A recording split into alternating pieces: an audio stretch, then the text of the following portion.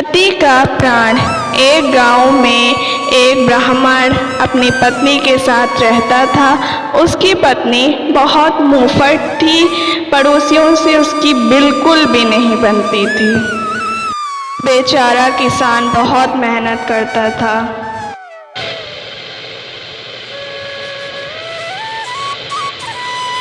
अरे शांति, तुम कहाँ जा रही हो? कितनी बार कहा है मुझसे बोला मत करो। मैं कहीं भी जाऊं तुम लोग से मतलब। अरे शांति, नाम तो तुम्हारा शांति है, लेकिन हो तुम बड़ी तेज। हर बात में मुंह फट, हर बात में गुस्सा गुस्सा। मैंने सिर्फ पूछा ही तो था। अरे शांति, तुम क्या बना रही हो आज?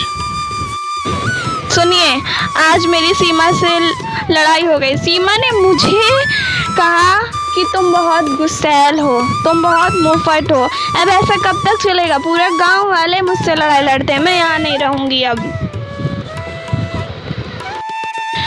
तो बेचारा किसान भी परेशान हो गया था कि उसकी बीवी से हर किसी की लड़ाई होती रहती है।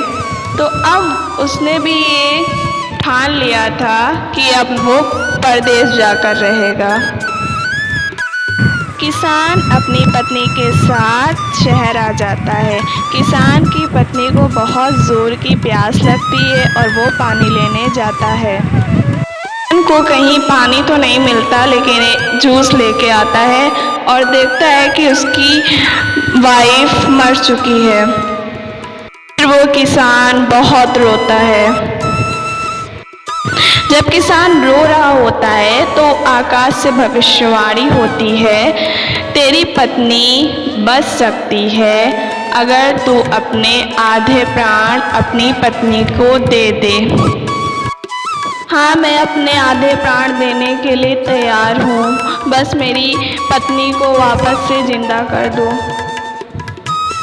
तभी एक चमत्कार होता है और उसकी पत्नी उठ खड़ी होती है।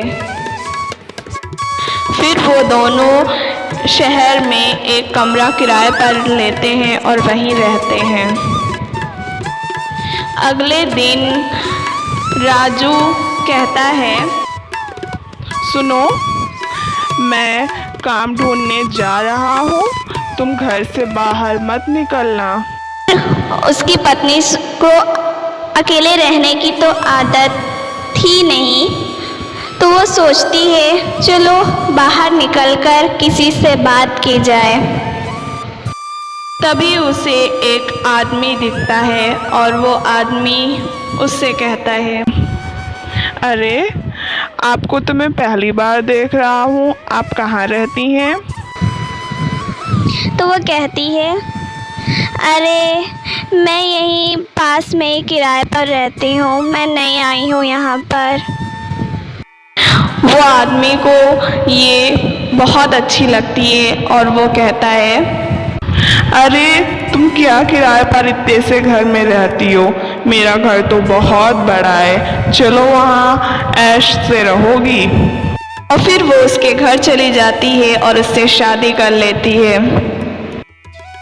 जब बेचारा किसान घर आता है और देखता है कि उसकी पत्नी पूरे घर में कहीं भी नहीं है, वो बहुत परेशान होता है। फिर एक दिन किसान को उसकी वाइफ पिज़्ज़ा की दुकान में दिखती है और किसान कहता है, अरे तुम यहाँ हो, मैं तुमको कब से ढूंढ रहा था, चलो घर। तब उसकी वाइफ कहती है, अरे कौन सा घर और कैसा घर, तुमने मुझे दिया ही क्या है? अब ये मेरे पति हैं और इनके पास बहुत पैसा है और मैं शॉपिंग भी करने जाती हूँ, पिज़्ज़ा खाती हूँ, बहुत खुश हूँ, मैं नहीं जाऊँगी। अरे मैंने भी तुम्हारे लिए बहुत कुछ किया, अपना सब कुछ तुम्हें दिया, तुम्हारी खुशी के लिए मैंने क्या नहीं किया, यहाँ तक कि मैंने आधे प्राण भी तुम्हें दिए हैं। कौन से प्राण तुमने दिए? तुम तो मुझे जीवित दिख रहे हो। याद है तुम्हें जब तुम्हें प्यास लगी थी और मैं पानी लेने गया था, तब तुम तड़प तड़प के मर चुकी थी। तब मैंने ईश्वर से प्रार्थना की थी और अपने आधे प्राण तुम्हें दिए थे। अरे वाह, जाओ जाओ, झूठी कहानियाँ ना बनाओ। मैं झूठ नहीं बोल रहा, ऊपर वाले से तो डरो कम से कम। तो ये सुनकर बेचारी डर जाती है और कहती है, अच्छा ठीक है, फिर मैं वचन देती हूँ जो भी तुमने मुझे दिया है तुम्हें वापस मिल जाए। जैसे ही वो इतना कहती है और वो फिर से मर जाती है। सीख: बुरे कर्म का बुरा फल मिलता है। जिसने आप पर उपकार किया हो उसके प्रति कृतज्ञ रहो। धोखा कभी मत दो।